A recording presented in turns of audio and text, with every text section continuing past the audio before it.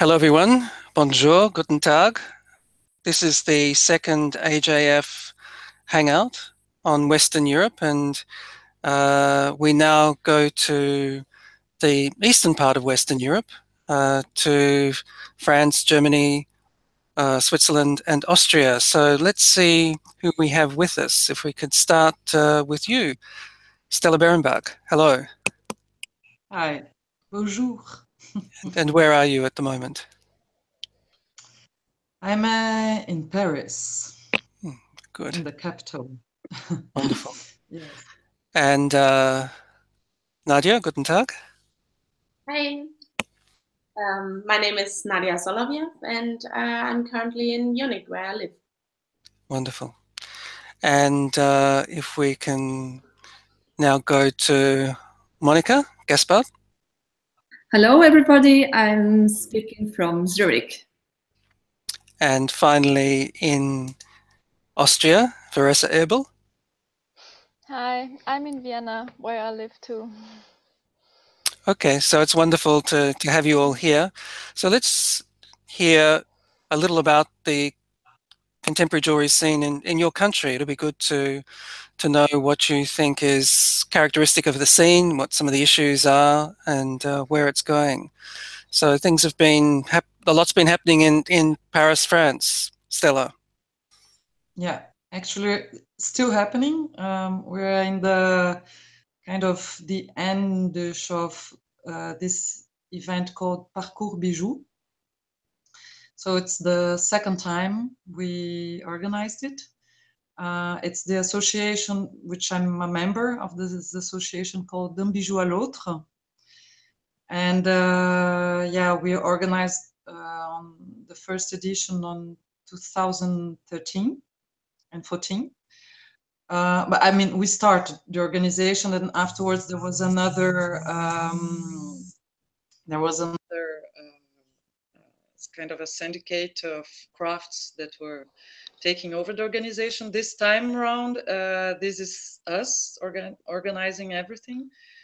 So it's 1.5, 2 months event. It's like a festival, more or less, throughout Paris. So that's why the name Parcours. So it's it started at the end of September, and it's going until end of November, so on the 30th of November. And we've had roughly like 60 events, more or less, exhibitions mainly, but also seminar and performances. How do you say in English? Auction sale, an auction sale. Yeah, book launch. So yeah, so that's we are still. It's still happening. Now it's sort of the end, because mainly the big part of it was during October, the exhibitions that started, and there will be some exhibitions still throughout December and January. Some 5 or 6 exhibitions. For most of us, when we think about jewelry in France, it's obviously tied to fashion, you know, to the great fashion houses like Dior and so on. Yeah. Do you think there are particular kind of themes that characterize art jewelry in France? Is there, in the events you've seen recently, are there things which are distinctive? Tough question. Well, it's been quite international as an event. I mean, that was the idea also since the beginning, is that the idea was really to bring as much as we could from international, the international scene as well. And it's really to make a place, because, I mean, in the beginning, actually, if we started doing this, is because one of the main issues here in France is the visibility of the art jewelry scene, because, as you said, it's huge, the fashion here, and the fashion industry and luxury industry. So thinking about high jewelry also, like when you think of Place Vendôme, where all Cartier and Van Cleef & Arpels and all the big jewelry names are. So it's really hard to have visibility. I mean, there are not many places we can show our stuff, and so that was one of the things also of the parcours, is not only to have visibility for us, of course, the people that are here in France, but it's also to show how this is happening everywhere else also, you know, like to see, look, this is a global or international movement. And I imagine you got to see Medusa. Yes? Sorry? I imagine you got to see Medusa, the exhibition in Paris, the jewelry exhibition. Yeah, and I have to say that Medusa was, I think it was a very good exhibition for the museum, actually. So yeah, because this is one thing I didn't say when we organized the parcours. The Medusa exhibition. So for those that don't know, there was this big exhibition in the Museum of Modern Art of the city of Paris about jewelry. So that was really something that we knew beforehand, and so that's why also we tried to put our event, the Parcours Bijou, kind of at the same time as the exhibition was on. Now it's it is over now since 5th of November, but it was on since May, actually. So it was quite a nice exhibition, and I think the people in the museum also said that it was quite a success, actually, the exhibition. A lot of people, I think that's the thing with the jewelry also, which is funny, you know, like it's very seducing, you know, like people go like, oh, jewelry, you know, like, and they want to go. And what was very interesting about the exhibition also, it was really an interesting overview of the themes that jewelry, yeah, it was about identity, it was about power, it was about, you know, sculpture. It was a very, very interesting overview of issues around jewelry. Interesting, given the strength of philosophy, psychoanalysis, ideas in France, that jewelry was absorbing some of that momentum. Let's go to Germany now, to Nadja in Munich, the center, the homeland of contemporary jewelry. What do we have to say more about Munich and Germany in terms of what's happening? Well, as you said, we really have a established jewelry scene here with lots of galleries and a broad variation of different educations in the jewelry field. And yeah, it's for me to live in a environment like that. But I also have to say that it's very traditional in a way. This is, of course, connected to the art jewelry scene. Sometimes I have the feeling that in other countries where it's a little bit newer and not that established, you have a lot of possibilities which are not that possible in Germany at the moment, just because it's such a fixed structure. But I don't want to see it like negative. It's really nice what's happening here, and a lot of events going on. Of course, we have Schmuck every year. I said, I kind of have the feeling that sometimes it's a bit traditional and in the same route. Do you see anything different emerging in parts of Germany that may not have been in the contemporary jewelry map previously, like in East Germany, for instance? Is there a feeling of different influences emerging? Well, there's the university in Halle, the Burg, which is very active, and I think they are developing to be more active, and I see lots of people from that university on the screen, I'll say, and they are having lots of exhibitions, so I think that's really nice. Krassi-Messe in Leipzig, which is kind of a craft fair where it developed that a lot of jewelers actually exhibit there, and they kind of found a place there for contemporary jewelry as well. So that's a really nice thing. Yeah, so I think it's developing. And I also have to say that I think there's lots of changes happening in Germany in the next couple of years. Also, because all of the education changed so much. We had just changes in the positions of the teachers in pretty much all of the German universities. So, of course, with the new teachers, we get new ideas and new focuses. So things will be moving as they always do. And so Schmuck is coming up. We've just had the announcement of the artists as part of it. So we'll all be descending on you early next year. Yeah, it's very exciting. But I also think, like, especially for, I would say, my generation or people I work with, I realize that a lot of them look closer to what's happening in the other countries, and we try to travel.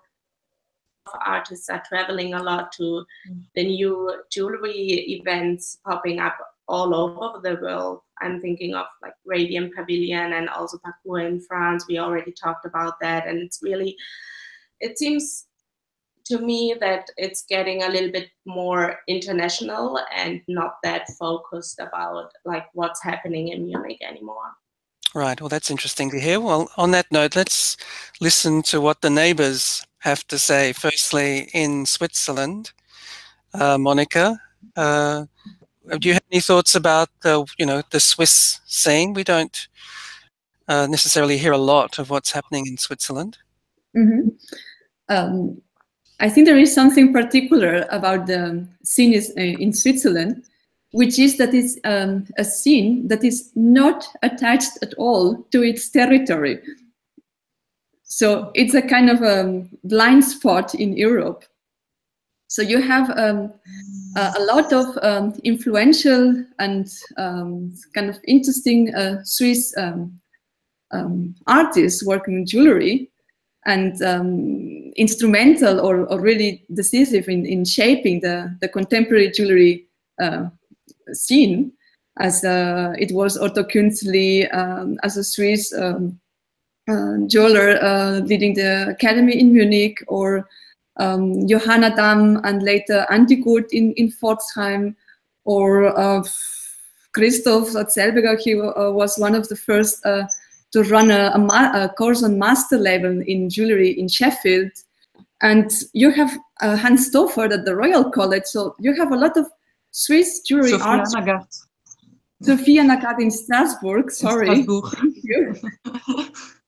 So there are a lot of kind of Swiss artists operating in the international scene, but they are all detached from their territory. So I would say that the scene in Switzerland, also because of the language challenge, so there is the French part and the German part. And it's not only a language separation, it's also mental separation. And being the jewelry department only based in the French part of the country in Geneva, many years, so a great work by Esther Brinkmann setting up this platform, and nowadays still existing under Elisabeth Fischer and Fabrice Schäfer.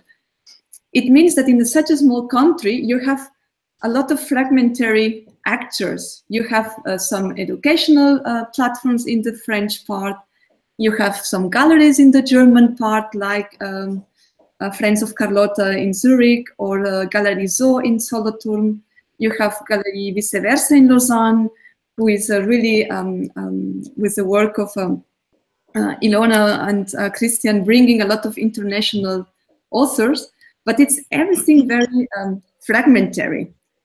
And maybe this is also the strength, especially thinking of this comment that Nadja just made about this, forget this centrality of Munich and start building your own local scenes that make sense for the community where you operate, I could see that in the next years could something really start happening in Switzerland, because there are some new attempts which are really activating the scene. There is a new kind of a workshop situation run by Johanna Nesser, and she is creating a platform for international residencies. So to really bring people from abroad and to give a chance for students and young makers in Switzerland to engage in their jewelry practice. There are small initiatives taken by jewelry artists themselves. They create their own workshops that they use as a pop-up spaces or small exhibition rooms like Gabi Fight. There is even a new course focusing on jewelry in Lucerne, starting just now and really trying to cross over this artistic and conceptual perspective with a much more maybe social and technological view on, okay, what can jewelry do in a broader sense beyond the artisticity of it. So small things happening and promising in this kind of blind spot of center of Europe. Oh, keeping by the sound of it. Keeping all these things together. Well, that sounds very encouraging that Switzerland has been so important in exporting jewelry expertise and creativity, and now people are coming back in a way and attempting to recover some of that. So it certainly sounds like it's a place to keep our eyes on.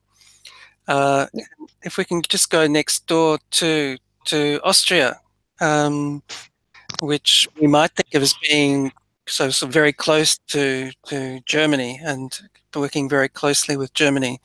What do you, how do you, and you've just had this big event in Vienna around jewelry, so how do you characterize the scene there, Veresa? Yeah, actually, I laughed a little bit in my head when you said that we in Austria, Germany, and so on are at the center, because in Vienna we don't actually feel like at the center. We kind of feel like a little bit of a backwater in comparison to Munich, even if it's geographically very near. And my impression of this whole jewelry festival last week was that there are a lot of distinctive scenes which do not connect at the moment. Like there's the traditional jewelry making in Vienna, which was also exhibiting, like traditional goldsmiths and jewelers, going back to like the monarchy still. And they have their place, and they also have their place like commercially with tourists and so on. And then there's the art jewelry scene with some very influential people starting from the 70s, like Fritz Meyerhofer and Peter Skubitz. And they have also their following. They are like a clique of people who make exhibitions, and they are all connected, of course, because they know each other from their studies when it was really an emerging field, the whole art jewelry scene. And they had to overcome, I think, a lot of difficulties in pursuing their vision. And we also have this young scene, which is emerging right now at the moment. People coming from different backgrounds, not necessarily jewelry, but like myself, I studied astronomy before. So we are, I think, not really embedded into this whole art jewelry scene at the moment, but it's like spreading slowly and connecting slowly all the different fields that are at the moment apart from each other. And I think the festival was a really great opportunity to get insights into what other people are doing. And I think one very interesting thing was I think one guest mentioned it, that it seems to be that in Austria and Germany, people really like to found collectives to work together. And apparently this is not so in other parts of the world. I wasn't So what's aware the of that. collective that you're involved in? Yeah, exactly. I just wanted to come to this. It's called Not Only Decoration. It was founded by Steffi Morawetz and Laura Check, who were studying in Trier, Ida Oberstein. As that's one thing that's maybe a cause for the not so great importance of art jewelry in Austria, that we don't have education on university level. So it's just small colleges that deal with jewelry. So anyway, the Not Only Decoration platform is a platform, an international platform designed for jewelers or artists who deal with jewelry to present their works, dealing with social issues or environmental issues, also theoretically about the jewelry industry. And we had a very nice video viewing in the context of the Nord exhibition, where there were videos dealing with jewelry. I mean, there were videos showing how the jewelry is made, videos showing how the jewelry is worn in a new context, also some reflections on the industry of jewelry, like what is preciousness, how do we define precious materials, also the question what could be defined as jewelry. It was very interesting. There were some works dealing with the body, like you said before, with the tattoos. I think this all intermingles a little bit, like tattoos, body jewelry, wearable jewelry, and also performance art. We had a performance called The Living Brooch.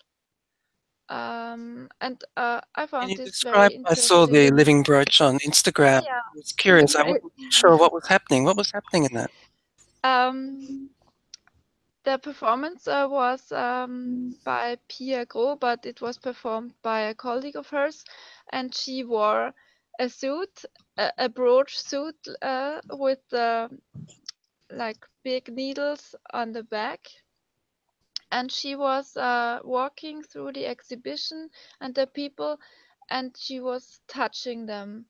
And I think symbolizing how jewelry touches people emotionally, and how we often do not expect to be touched by such mundane objects, but still it has a very symbolic and important meaning for a lot of people. And she was walking through the exhibition and then attached herself to one of the participants, and they were walking through the exhibition then together to see, like, you become one with the brooch, you become one with jewelry. Interesting. Well, this is an interesting segue to, the issues, because part of the purpose in this Hangout is to start thinking about the issues we might discuss next year when we have thematically focused conversations, and certainly what's happening with the body in contemporary jewelry and move to performance does seem to be an area of great development at the moment. Does anyone else have something to say about that? Or other key issues that you think would be good to explore? Can I say something? Yes, please. Yes. And I see this shift towards performance, or into video, or into a more explorative way to deal with the subject of jewelry and with the discipline of jewelry itself as a kind of a post-studio practice. So I think it's an interesting movement to combine with a very stuck and for many years a fixed idea that dealing with jewelry in an artistic way should be connected to this idea of studio practice. And now jewelry communities understanding that one can explore the medium of jewelry from other perspectives and using intermediality or exploring other mediums to still make a statement about jewelry as a core subject or a core topic. So I think it's a very interesting move that it's not like the seminar you had in Paris some weeks ago about forgetting jewelry. I think it was called Forget Jewelry, but at the same time having it so present and reinventing it all the time. Yeah. Yeah, I really think it's true that oh, sorry. No, go on. No, I was just thinking about only because it's very fresh now with the parcours, and it's true that we got a number also of performances, installation, video installation, and yeah, it's interesting to think. Actually, I was thinking, I mean, even myself, I'm part of an exhibition which is very transdisciplinary. I don't know if this is correct. That, I mean, we are actually with other artists, and there are 3 of us that come from jewelry field, but then with a researcher and a performance artist, an architect, and actually to really make the this kind of bridge, between other disciplines, and to explore, and where, I mean, to explore the field in another in other ways, actually, installation, video, beyond the studio, as Monica said. Yes. And Nadja, did you have something? Yeah, I just wanted to say that seems to be something which is happening quite internationally, because we also are having an exhibition at the moment in Munich, which is called Angewandt, which focuses on art which is in between applied and fine arts, and has a connection between those and artists who work in that area. So I find that very interesting, that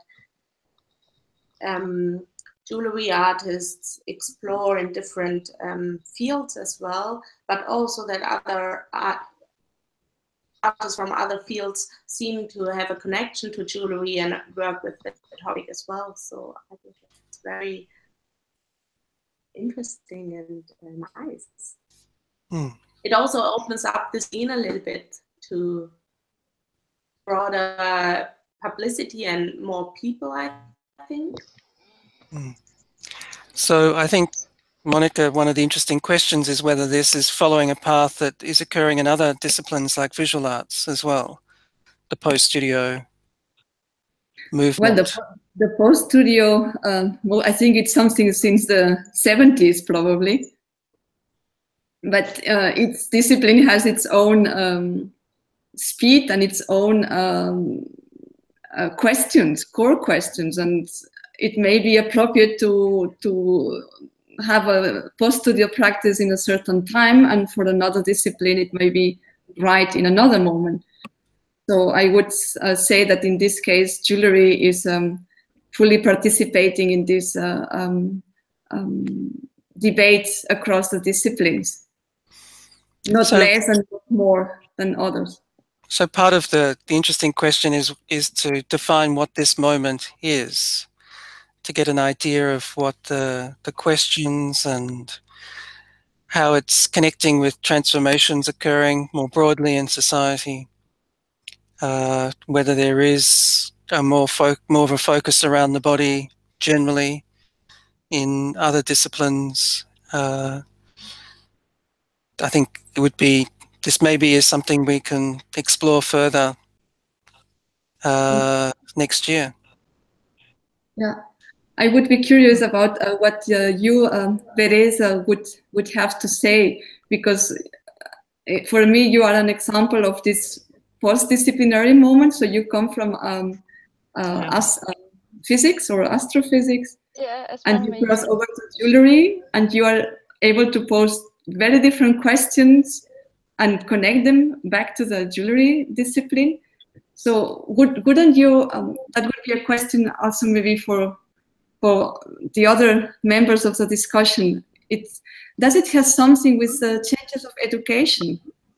Is the changes in education pushing us to be more, in one way, academic, and the other way, maybe more curious or more close to other disciplines like social sciences or biology or physics?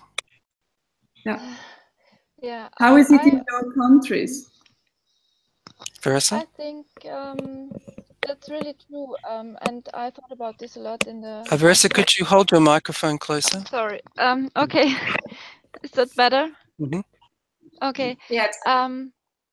So I thought about this a lot in the last time, because when I was preparing the exhibition for Not, when I was showing a video of mine, which was dealing with the body and body marks in the place of jewelry, actually. So I think in my case, maybe it was because I'm coming from an academic background and I'm used to scientific thought processes, that I'm rather analytically, but also I was interested in making something with my hands and creating all my life. So I tried to combine these different interests, or seemingly different interests, into one field, and I came to jewelry or artistic jewelry because I don't want to make just beautiful or pretty things, but I want to pose questions that are important to me, that are important to society, to politics, and I think that jewelry is a medium that's generally really suited for this, because it's so intimate. It has a lot of meaning to people. It's not the same as a sculpture or something, because you instantly relate to jewelry. You see it and you think, okay, this will be worn on my body. So I guess it poses questions that go more deeply into your own individuality. And I think this interdisciplinary movement comes from, yeah, of course, education, because whole society changes into learning your whole life long and always doing different things. So people are more prone to changing their paths somewhere in between and having different viewpoints to bring to their work. And do you think this relates to the history of Protestantism in your part of the world, which was very much about rethinking religion beyond, the book to, the church, to being one of personal, intimate relationships? Obviously beyond the issue of religion, but just in terms of the approach in the Germanic countries. Yeah, that's a really interesting question, and I have to say, I think I have to think about this a little bit longer, because I've never considered it like this. But it's a very interesting way of seeing it. Well, it may be something that comes up when you look at things globally, like in East Asia, the influence of Buddhism, even though it's not literal, you don't get little Buddhas in jewelry, but still the idea of jewelry as a form of contemplation, of meditation, is very strong. So it's possible that these religious influences are still present. Yeah. Before we go, is there any other burning question that you would like to contribute before we close things off? Monica, I would like to hear maybe from Nadja from Germany and from Stella from France, if they could add something in these issues, because they touch on the topic you wanted to discuss, Kevin, about the crossing over of disciplines, maybe the globalization aspect, and which role is playing education on that, all that. So maybe if you could add something as Veresa just did, is thinking from the perspective of... It's interesting aspect always, I mean, because as Veresa, I mean, just personally speaking, I mean, I'm from a cinema background. Actually, I studied also, I mean, I was in another discipline as well, you know, somehow. So, and I didn't come to jewelry like, oh, I want to make jewelry, you know, like it's, so I was thinking if this is a lot like this, you know, like in France, maybe you don't have, I mean, maybe I'm saying something wrong, but because I made my jewelry studies in Holland, and there I met a lot of course, Dutch and German students. And in Germany, I have the sense that you do have this kind of education that very early on in education, like when you are in high school or so, you can follow a path which is more like a technical school, or that you can be like I mean, you can choose to go to study and to work with a jeweler, you know, very early on. And this is something that doesn't exist here, really. You know, it's we don't have this kind of education. So I wonder also, like, also this, you know, how jewelry comes also in your life, you know. It's like, and usually I have this idea that a lot of people were studying something else at a certain point, and then somehow, by accident or by whatever, jewelry came into our lives.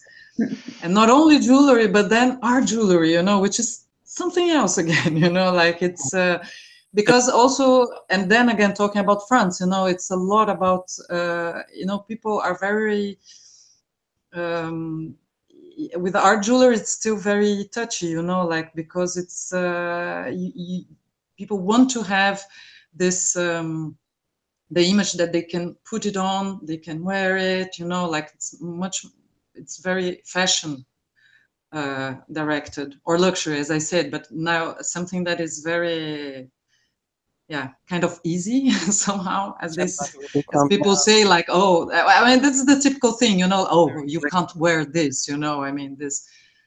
Anyway, I was just wondering that this is something also that makes very diverse. That's what I mean in the end, I think, because there is a lot of horizons, you know, coming together, you know, the jewelry field. So I wonder, Nadja, ending in Munich, which does seem like the ultimate formal purist path in art jewelry, do you see any of this kind of crossing and diversity occurring?